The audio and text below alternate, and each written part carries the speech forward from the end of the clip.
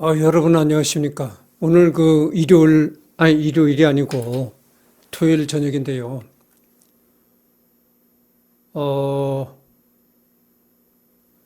하여튼 그렇습니다. 그래서 오늘도 내가 그 야외 나가서 그 녹화를 하려고, 뭐 준비를 해가지고 밖에 나갔더니만 캠코더 배터리를 충전하려고 내 깐에는 뭐 충전한다고 했었는데 밖에 나가서 해보니까 캠코더가 배터리가 충전이 안 된 거예요.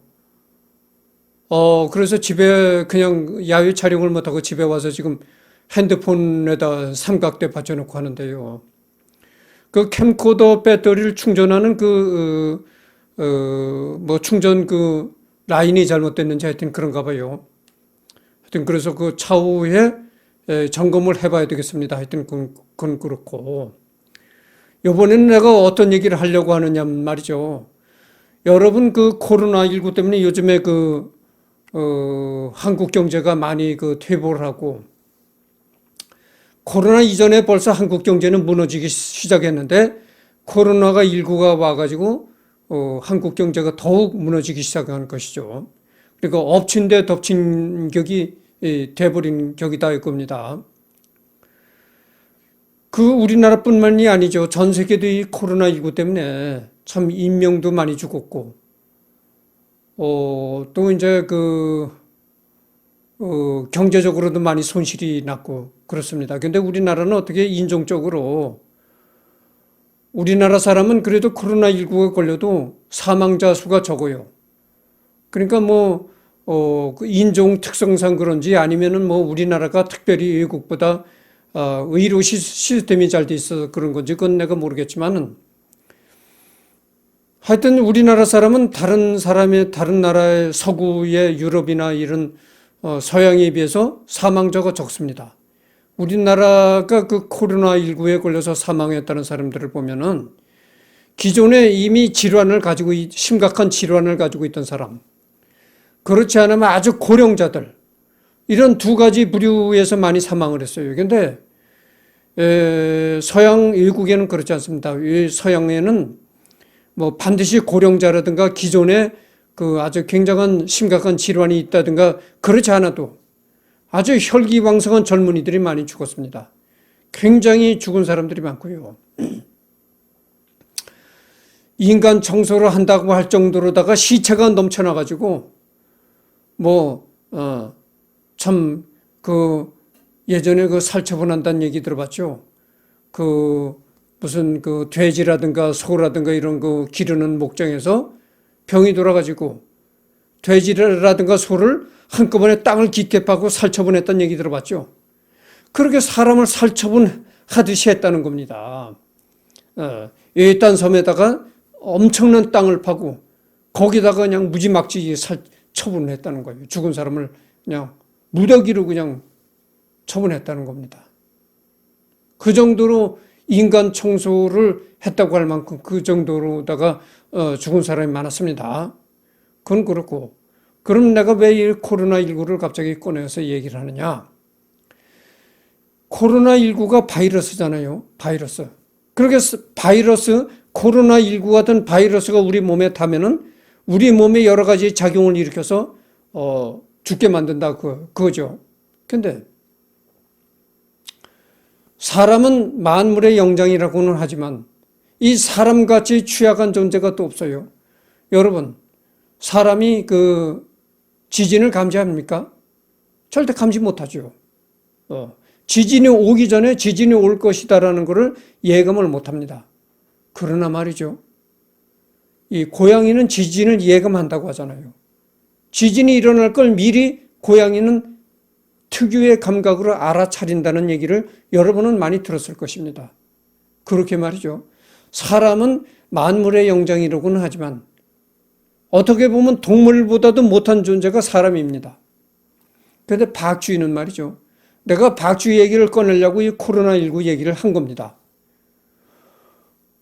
박쥐를 이렇게 조사를 해보면 그 박쥐 몸에는요, 1000가지가 넘는 바이러스가 있다고 합니다. 박쥐의 몸에는. 사람은 그 코로나19 하나만 몸에 와 닿아도 그렇게 뭐 중내산에 야단을 하는데 박쥐의 몸에는 천여 가지가 넘는 바이러스가 있다고 그래요. 그래도 끄떡 안 하고 병도 앓지 않고 끄떡없이 계속 날아다니고 활동을 하는 겁니다. 그래서 우리나라에서도 이 과학자들이 박쥐의 게놈 연구를 많이 했다고요. 그래요. 게놈이라는 거 여러분들 알다시피 DNA, 유전인자를 게놈이라고 하는 겁니다. 그러니까 서열, 유전적인 지도, 유전자 지도를 게놈이라고 하는데, 그래서 박쥐의 게놈을 어느 정도 파악했다 그래요. 도대체 박쥐라는 새는 어떤 유전인자를 갖고 있기에 몸에 천여 가지가 넘는 바이러스를 지녀서도 끄떡없이 그냥 날아다니는가? 몸에 천여 가지가 넘는 바이러스를 지니고도 하등의 건강에 이상이 없이 활동을 할 수가 있는가? 이거를 지금 연구하고 있다고 그래요. 물론 지금 코로나 바이러스 때문에 제일 시급한 건 백신이죠. 며칠 전에 러시아에서는 이미 백신을 만들어냈다 이런 얘기도 뉴스에 나온 적이 있지만은 하여튼 올해 내로 백신은 나오리라 믿어요. 그리고 내년에 가서는 코로나19에 정식적으로 치료제도 나오리라고 믿습니다. 하여튼 그건 그렇고. 그래서 그거는 당장 급한 건 이제 코로나19 백신과 치료제가 급하겠지만 멀리 내다봤을 때는 이 박쥐를 연구해서 코로나19뿐만이 아니고 코로나19 이후에도 우리한테 다가올 바이러스를 대비해야 된다고요. 그러니까 코로나19 바이러스 말고도 무수한 바이러스가 앞으로 창궐을 할 것 아닙니까? 그렇게 무수한 바이러스 창궐을 하는 시대에 대비하기 위해서 박쥐를 연구해야 된다고 겁니다. 그러니까 당장은 코로나19 백신을 개발하고 치료제를 만들어내야 되겠지만은 거시적으로 볼 때는 우리는 박쥐를 대대적으로 연구를 해서 도대체 박쥐가 어떤 유전적인 성향을 갖고 있길래 천여 가지 바이러스를 몸에 지니고도 건강하게 살아나가는가 이런 걸 연구를 해가지고 박쥐의 어떤 유전인자가 어떤 게 있으면은 그런 유전인자를 사람도 DNA를 어떻게 연구를 해가지고 박쥐를 닮아서 사람도 아무리 많은 바이러스가 와도 그냥 건강하게 다닐 수 있는 그런 시대가 이제 오기를 바랍니다. 하여튼 박쥐가 그런 특성을 가지고 있다. 또 박쥐의 게놈을 유전자 지도를 어느 정도 알아냈다 그래요, 이미. 그러니까 우리나라 과학자들도 참 노력이 대단하죠.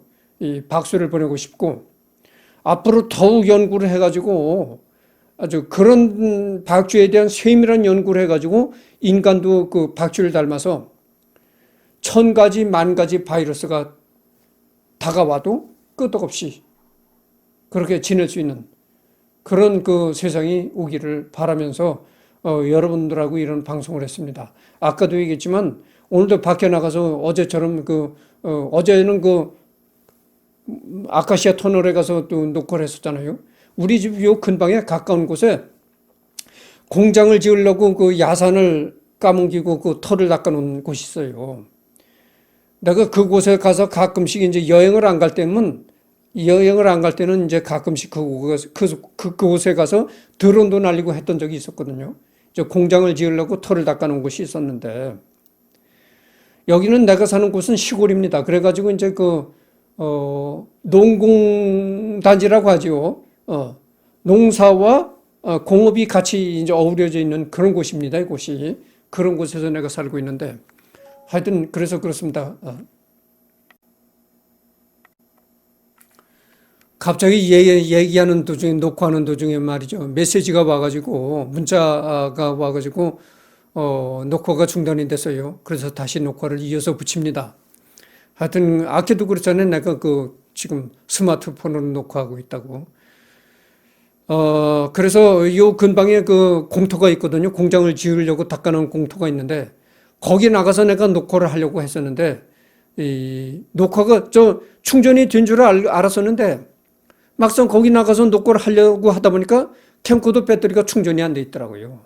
그래서 그 녹화를 못하고 집에 와서 이제 녹화를 한다는 걸 말씀드리고, 그래서 하여튼 박쥐가 코로나19와 더불어서 앞으로 무수히 인간에게 다가올 엄청난 바이러스에 이제 끄떡없이 살아가려면은 박쥐를 깊이 연구해야 된다. 이런 말씀을 드리면서 이번 녹화를 끝내겠습니다.